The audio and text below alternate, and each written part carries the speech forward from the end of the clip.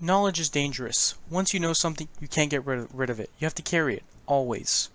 Hi, my name is Constantine, and today I'm here to talk to you about Frankenstein and whether it is a warning or a homage to modern scientists.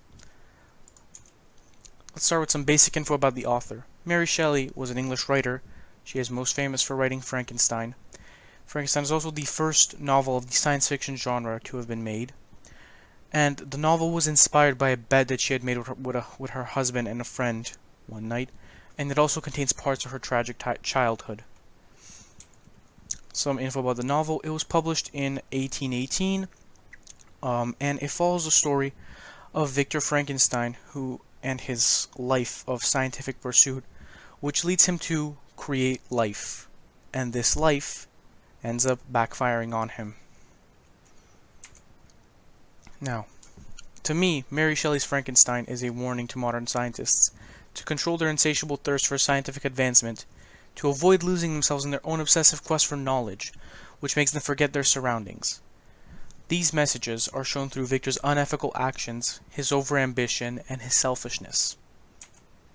Now, our first point is the morality of Victor's decisions. My first example. After days and nights of incredible labor and fatigue, I succeeded in discovering the cause of generation and life. Nay more, I became capable of bestowing animation on lifeless matter. Now, this is when Victor starts his project and becomes capable of reanimating lifeless matter, as it says. Now, to me, this action of him is completely unethical, and he is so consumed with obtaining knowledge that he forgets to even ask himself if what he's doing is actually right. So what he's trying to achieve here is basically playing God, and not once does he ever stop to question whether it's right or wrong. My second example. He had abandoned me, and in the bitterness of my heart, I cursed him. The monster says this after having gained knowledge about its existence, and it is very mad at Frankenstein. Now, this is because Frankenstein originally wanted him and the monster to be closer than father and son, but what Frankenstein does instead is completely abandons him because he is so obsessed with knowledge that he never asks himself if the creation of the monster will actually have any change in his life. He doesn't care about what he's going to do after that. He only creates it and then abandons it. And had he not done that, the tragedy of the story would have never happened. A modern example of this is, here we have Chinese scientist He Jiankui, who modified twin babies' DNA before their birth to make them resistant to HIV. Now, many scientists spoke about this and called it completely unethical. For the first main reason that HIV is not a virus that needs immediate treatment and doesn't need immediate modification of DNA, as well as that the scientist doesn't have there's not enough scientific need or medical necessity needed to justify the risk of this experiment. So although knowledge and discovery are important, modern scientists should not obsess over it so much that they no longer respect society's moral values. My second point is overambition. Our first example of this is, for when I would account to myself for the birth of that passion which afterwards ruled my destiny, I find it arise, like a mountain river, from ignoble and almost forgotten sources, but swelling as it proceeded, it became the torrent which in its course has swept away all my hopes and joys. Now, this is a quote where Victor talks about his ambitions in the beginning, and basically what this means is he describes his ambition as a torrent and how it's ruling his destiny. So he himself realizes that he let his ambitions get the best of him, and he is not capable of controlling him, and that is what in the end took everything away from him, because he was so obsessed in scientific advancement that he forgot about who he really is. Example 2 here is, seek happiness in tranquility and avoid ambition, even if it be only the apparently innocent one of distinguishing yourself in science and discoveries.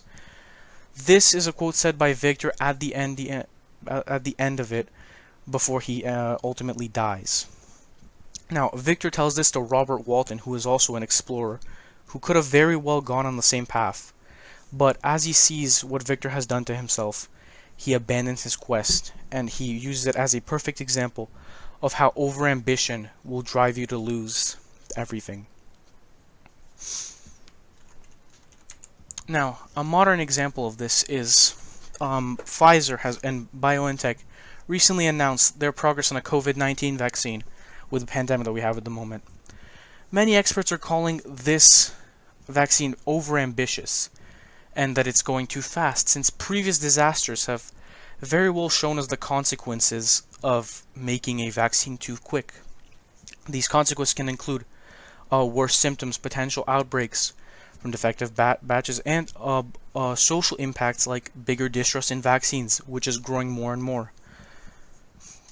So with that being said, what Pfizer is doing here is good, but they need to realize that they are also going to be responsible for what happens to people if their vaccine goes wrong.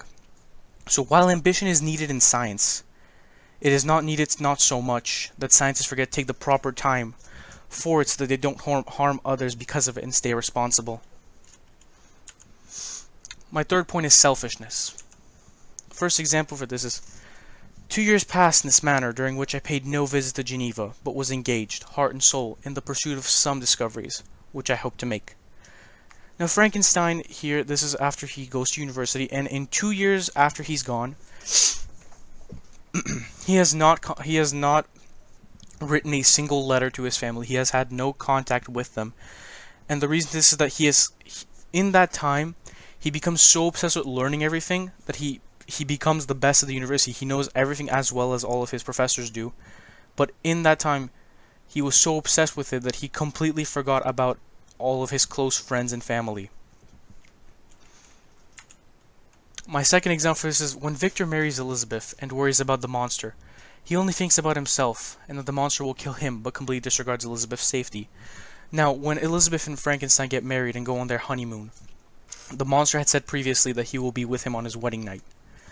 Frankenstein, being as self-centered as he is and selfish, takes this as a threat to him. But in that time, he forgets about Elizabeth's safety and sends her to another room, which the monster then goes and takes her life. This means that Frankenstein indirectly caused Elizabeth's death because he was too focused on himself to protect her. A modern example of selfishness is pharmaceutical patents today. Now, a lot of companies will patent a pharmaceutical product immediately as they make it, and then that creates a monopoly. Once that product is patented, they have no competition. An example of this is Revlimid, which is a very common cancer treatment. It was approved by the FDA in 2005, and with its 96 patents, it has potentially 40 years without competition. So this gives them free will to raise their price as much as they want or do whatever they want with the product, and no one can do anything about it. While scientific pursuit helps society evolve, scientists must not get lost in their own obsessions, which can make them abandon those close to them through greed and selfishness. In conclusion, in Frankenstein, Mary Shelley warns modern scientists to put aside and control their obsessions towards discovery, to avoid getting lost in their work and losing track of the things and people that surround them. Now, in scientific pursuit, we've learned that researchers need to watch out for and think about the ethics of their research. They need to think about how ambitious their research is, and they can't be too selfish throughout it. These are common ideas that society has made regarding scientific pursuit. But is it possible this is holding back scientific advancement? There is really no right answer to this question, but we do know that although Frankenstein may have achieved a lot, he lost a lot as well.